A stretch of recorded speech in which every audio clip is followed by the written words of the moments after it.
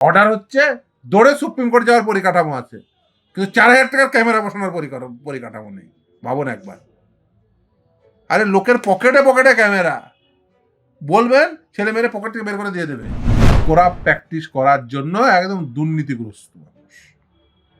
দুর্নীতি আগে করেছে, আগে ওএমআর শিট দুর্নীতি ছিল, এখন ইন্টারভিউ দুর্নীতি, লেকচার ডেমো দুর্নীতি। 20 লাখ দিলে 20 লাখ 20 পাবে, এই দুর্নীতি হবে। ফলে রুটি রুজির প্রশ্নে মানুষের উপর আঘাত আসছে। আচ্ছা বলুন তো, সেদিন কি ওখানে পুলিশ ছিলেন না? পুলিশ কি করলেন? তাকে সেখানে কেন রেজিস্ট করতে পারলেন না? এরকম পরিস্থিতি কেন তৈরি হলো? একজন শ্রমজীবী মানুষ তিনি আক্রান্ত হবেন কেন? একজন মেহনতি মানুষ তিনি আক্রান্ত হবেন কেন?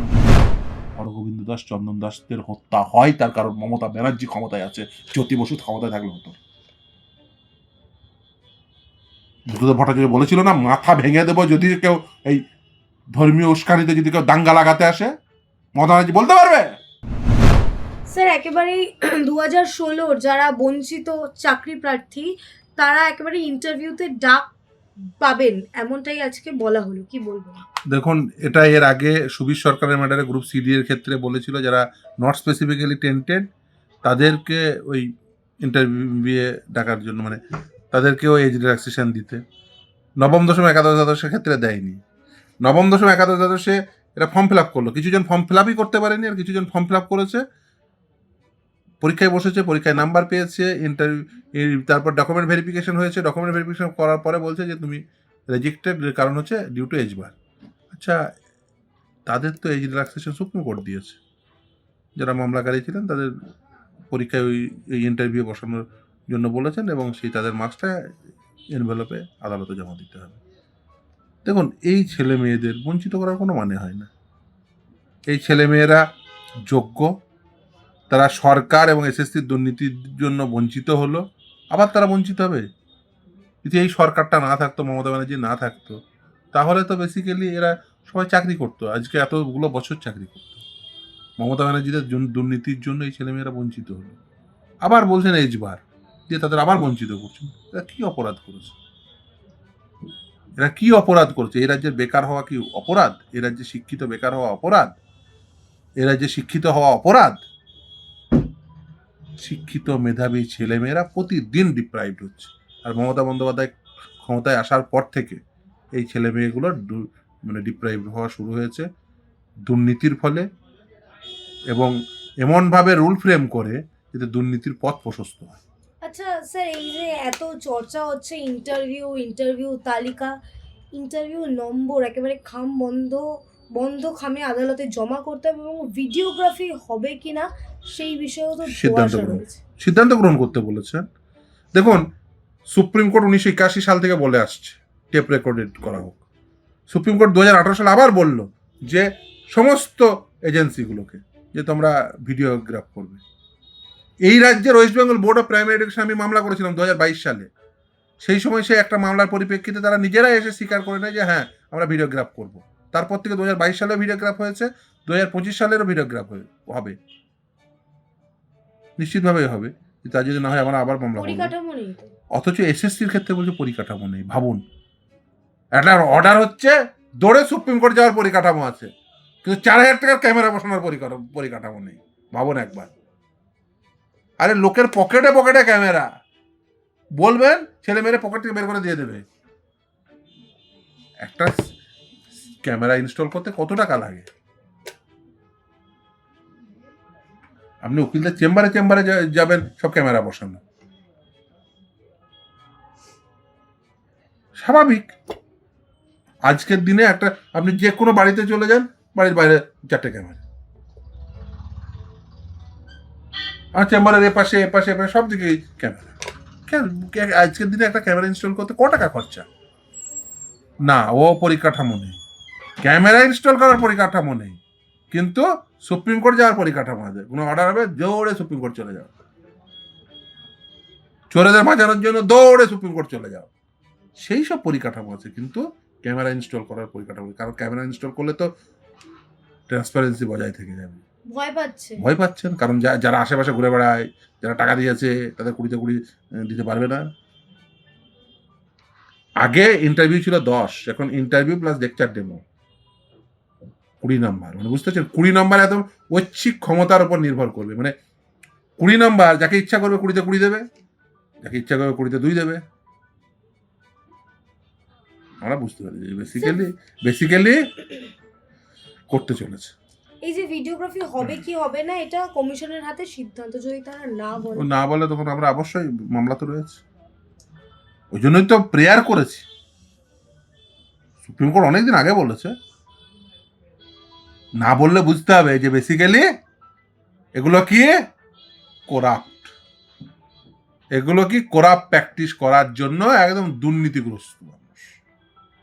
দুর্নীতি আগে করেছে, আগে ওএমআর শিট দুর্নীতি ছিল, এখন ইন্টারভিউ দুর্নীতি, লেকচার ডেমো দুর্নীতি। 20 লাখ দিলে 20 লাখ 20 পাবে, এই দুর্নীতি হবে। আজকে আর যদি না করতে চাও ট্রান্সপারেন্সি বজায় রাখার জন্য ক্যামেরা ইন ক্যামেরা করো। আজকেই তো একবারে নবম দশমের ইন্টারভিউ ভেরিফিকেশনের তালিকা প্রকাশিত তারপর হবে। ইন্টারভিউটা ইন ক্যামেরা করো, দেখি ভেরিফিকেশন লিস্ট প্রকাশিত হবে হওয়া তো উচিত। স্বচ্ছতার সাথে। দেখুন আগে তো ঠিক হবে, মামলা তো আছে, আগে ঠিক হবে 10 নম্বর থাকবে কি থাকবে না, তারপরে 10 নম্বর কারা পাবে, 10 নম্বর থেকেও যায়, আর না থাকলে তো গল্প থাকলো না, 90 এর মধ্যে ডিসাইড হবে।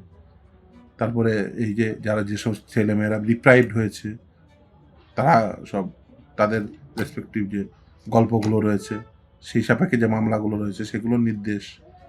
দেখুন আমি মনে করি একটা যে কোনো নিয়োগ স্বচ্ছতার সঙ্গে হওয়া উচিত, কিন্তু মমতা বন্দ্যোপাধ্যায় তো সেটা চান না।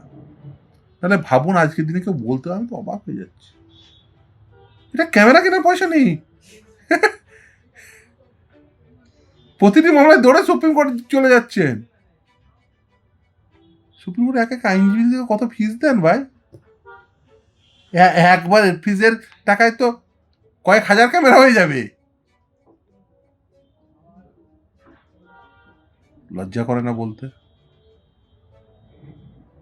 মমতা বন্দ্যোপাধ্যায়ের অবশ্য সরকারের লজ্জা নেই, নির্লজ্জ। এত দুর্নীতিগুলো, তারপরে আবার দাগিদের সঙ্গে, কখনো ওএমআরসিটার দুর্নীতি, কখনো ইন্টারভিউয়ের দুর্নীতি, অ্যাপটিটিউড টেস্টের দুর্নীতি। এই পুরো দুর্নীতি করার জন্যই উনি রয়েছে। ওনার সরকার এটা দুর্নীতিগ্রস্তদের সরকার, এবং সেই দুর্নীতি করার জন্য উনি প্রতিদিন নতুন নতুন করে প্ল্যান তৈরি করেন। ওই বলেন না plan A, plan B, plan C, plan D, সবগুলো হচ্ছে দুর্নীতির প্ল্যান। ও এই প্ল্যান, দুর্নীতির এই প্ল্যান সফল, এবার প্ল্যান বি, এবার কি করো, এবার নতুন করে আইন তৈরি করে এমন করো যাতে ঠিক আছে আগেটা ওএমআর দুর্নীতিতে ধরা পড়ে গেছে, এবার ইন্টারভিউ দুর্নীতির স্পেসটা বাড়াতে হবে, সেই জন্য 10-10 জায়গায় 20 করে দিলেন। ফলে ইন্টারভিউ দুর্নীতি থেকে বেশি তুলতে হবে। স্যার এই যে আমরা আগের তালিকায় দেখেছিলাম নীতিশ রঞ্জন বর্মনের নাম, এই তালিকায় ঠিক আরো যদি দাগিরের নাম পাওয়া যায়? পাওয়া যেতেই পারে। মমতা ব্যানার্জি ক্ষমতায় আর পাওয়া যাবে না, এটাই অস্বাভাবিক। তো অলরেডি অনেক দাগিদের তো পরীক্ষায় বসিয়ে দিয়েছেন, এক্সপায়ারি প্যানেলের দাগিদের এক্সপায়ারি প্যানেলের তালিকাও তো পাওয়া যায়নি এখন। সে আদালতে জমা দিয়েছে, আদালতে জমা দিতেই হবে। তারপরে ওএমআরসির দুর্নীতির অনেককে বসিয়ে দিয়েছেন। আমি আদালতের সংখ্যা দেখিয়ে দিয়েছি যে ট্যাবুলার চার্ট থেকেই পরিষ্কার এসএসসি কত বলেছে আর অ্যাকচুয়াল কত দিয়েছে। বেসিক্যালি ওরা চেষ্টা সবসময় থাকে ওই দাগিদের পক্ষে, সরকারটা দাগিদের পক্ষে আর মানুষ দাগিদের বিরুদ্ধে। সরকারটাই তো দাগিদের সরকার, মমতা বন্দ্যোপাধ্যায় এটা ভালো করে বুঝতে পারছেন, সেই জন্য উনি দাগিদের পক্ষ নিয়েছেন, মানুষ দাগিদের বিরুদ্ধে পক্ষ নিয়েছে। এখন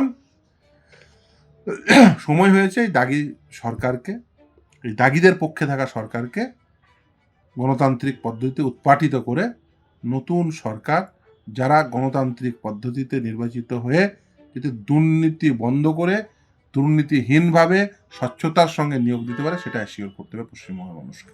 কারণ পশ্চিমবঙ্গে এরা ক্ষমতায় থাকা মানে দুর্নীতিগ্রস্তভাবে আবার প্রতিটি নিয়োগ হওয়া। কারণ মমতা বন্দ্যোপাধ্যায় ক্ষমতায় আসার পর থেকে এখনো পর্যন্ত যত নিয়োগ হয়েছে আপনি খবর নিয়ে দেখুন, সেই নিয়োগে দুর্নীতি হয়েছে কি হয়নি। আমি মনে করি প্রতিটি নিয়োগে দুর্নীতি হয়েছে এবং সাংঘাতিক পরিমাণ দুর্নীতি হয়েছে। আর উনি বসে বসে উনি ঠিক করেন কিভাবে দুর্নীতি করা যায়, তার জন্য সেই ধরনের আইন তৈরি করেন, এবং সেই ধরনের আইনই তৈরি করেন বসে বসে। স্যার একেবারে শেষ একটি প্রশ্ন, এই যে রাজ্যে এত ধরনের দুর্নীতি হচ্ছে শিক্ষা ব্যবস্থায়, শিক্ষকরা চকবাসটা দেখলে স্কুলে থাকার কথা তারা রাস্তায় রাজপথে রয়েছে যোগ্য শিক্ষকরা, অন্যদিকে একেবারে এখন খবর আলোচনার মূল বিষয় হয়ে দাঁড়িয়েছে ব্রিগেড ময়দানে চিকেন প্যাটিস বিক্রেতা যারা করেছে তারা জামিন পেয়ে যাচ্ছেন, কেন ধর্মীয় অনুষ্ঠানে আমিষ বিক্রি হচ্ছে, এগুলো এখন আলোচ্য বিষয়। ওটা দুর্ভাগ্যজনক। দেখুন, আপনি পশ্চিমবঙ্গে এখন এই মন্দির মসজিদ এটা আলোচনার বিষয়। বাবরি মসজিদ হবে না মহাকাল মন্দির হবে না জগন্নাথ মন্দির হবে না দুর্গাঙ্গন হবে, এটা আলোচনার বিষয়। চিকেন প্যাটিস গীতা পাঠের অনুষ্ঠানে বিক্রি করা যাবে কি যাবে না, আচ্ছা কেউ ভাবছে না আচ্ছা ময়দানে আপনি দেখবেন শুধুমাত্র চিকেন প্যাটিস বিক্রি হয়, ময়দানে দেখবেন চা বিক্রি হয়, দেখবেন বাদাম ভাজা বিক্রি হচ্ছে, ছোলা ভাজা বিক্রি হচ্ছে, প্যাটিসও বিক্রি হচ্ছে। পেটের দায়ে গেছে, কিন্তু ওখানে তো একজন কর্মসংস্থান নয়, প্যাটিস বিক্রেতা সকলে ছিলেন, তার আছে। ভিডিও নেই কেন? হিন্দু মুসলমান যার কর্মসংস্থানের প্রয়োজনে মানুষ সেখানে গিয়ে কেউ প্যাটিস বিক্রি করেন, কেউ ঝালমুড়ি বিক্রি করেন, কেউ বাদাম বিক্রি করেন, কেউ চা বিক্রি করেন। দেখুন, মানুষ রুটি রুজির টানে সেখানে যান, যেখানে বিভিন্ন জায়গায়। ফলে রুটি রুজির প্রশ্নে মানুষের উপর আঘাত আসছে। আচ্ছা বলুন তো, সেদিন কি ওখানে পুলিশ ছিলেন না? পুলিশ কি করলেন? তাকে মানে সেখানে কেন রেজিস্ট করতে পারলেন না? এরকম পরিস্থিতি কেন তৈরি হলো? একজন শ্রমজীবী মানুষ তিনি আক্রান্ত হবেন কেন? একজন মেহনতি মানুষ তিনি আক্রান্ত হবেন কেন? তিনি তার শ্রমের মূল্যে তিনি দুর্নীতিগ্রস্ত না, ওই যে সাদা কাদা মাস্টার দিয়ে বান্ধবীর খাটের তলায় কোটি কোটি টাকা ঢোকায়নি। হরগোবিন্দ দাস চন্দন দাসের সময় আপনারা কোথায় ছিলেন? চিরকাল ছিলাম। হরগোবিন্দ দাস চন্দন দাস বাবার কমরেড, যন্ত্রণা দেয়। এই পরিস্থিতি মমতা ব্যানার্জির জন্য তৈরি হয়েছে। কিন্তু যারা করেছে তাদের হয়ে লাশ কুড়িয়েছি। আইনজীবীরা মামলা লড়ছেন, যারা সেই ঘটনাটা ঘটিয়েছিল। দেখুন, ঘটনাটার ঘটিয়েছে কেন, কে তার আইনজীবী সত্তা থেকে কি লড়বে সেটা সাবজেক্ট ম্যাটার না। একজন আইনজীবী যে কারোর পক্ষে মামলা লড়তে পারে, কিন্তু এই ঘটনা ঘটবে কেন পশ্চিমবঙ্গে? হরগোবিন্দ দাসের লাশ পড়বে কেন পশ্চিমবঙ্গে? একজন চিকেন প্যাটিস বিক্রেতাকে মার খেতে হবে কেন? ল অ্যান্ড অর্ডার সিচুয়েশন এই প্যাথেটিক অবস্থায় গেছে, সেই জন্য হরগোবিন্দ দাস চন্দন দাসদের হত্যা হয়। তার কারণ মমতা ব্যানার্জি ক্ষমতায় আছে, জ্যোতি বসু ক্ষমতায় থাকলে হতো। বুদ্ধদেব ভট্টাচার্য বলেছিল না, মাথা ভেঙে দেবো যদি কেউ এই ধর্মীয় উস্কানিতে যদি কেউ দাঙ্গা লাগাতে আসে। মমতা ব্যানার্জি বলতে পারবে যে দাঙ্গা লাগাতে হলে তার মাথা ভেঙে দেবো? বলার ক্ষমতা নেই। আর সেই জন্যই বুদ্ধদেব ভট্টাচার্যের আমলে, জ্যোতি বসুর আমলে কোনো হরগোবিন্দ দাস বা চন্দন দাসের লাশ কোড়াতে হতো না। সেই জন্যই চিকেন প্যাটিস বিক্রেতাদের জ্যোতি বসুর আমলে বা বুদ্ধদেব ভট্টাচার্যের আমলে ময়দানে বিক্রি করতে এসে মার খেতে হতো না। কারণ ক্ষমতায় ছিল জ্যোতি বসু, বুদ্ধদেব ভট্টাচার্য, যারা দেখতো যে ধর্মীয় উন্মাদনা থেকে যদি কাউকে হত্যা করে বা কাউকে মারে, দুটোই অন্যায়। আপনার কোনো কিছু পছন্দ হতে পারেন, অপছন্দ হতে পারে, তার বলছে আপনাকে মারের অধিকার কেউ দেয়নি। কাউকে লাশ ফেলার, চন্দন দাস হরগোবিন্দ দাসকে আপনি মার্ডার করার অধিকার কে কাকে দিয়েছে? Law and order state subject. Mamata বন্দ্যোপাধ্যায়কে এর জন্য লায়াবল। মমতা বন্দ্যোপাধ্যায় ক্ষমতায় রয়েছেন, তাই এই লাশ পড়ে, চিকেন প্যাটিস বিক্রেতারা মার খায় এবং এই ধর্মীয় উন্মাদনা তৈরি হয়। এ কারণে তৈরিতেও করেছেন মমতা ব্যানার্জি।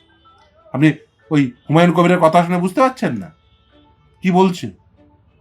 অজিত চৌধুরী মোহাম্মদ সেলিম জিতে যাবে, তাই এমন কিছু কর যাতে ওরা হেরে যায়।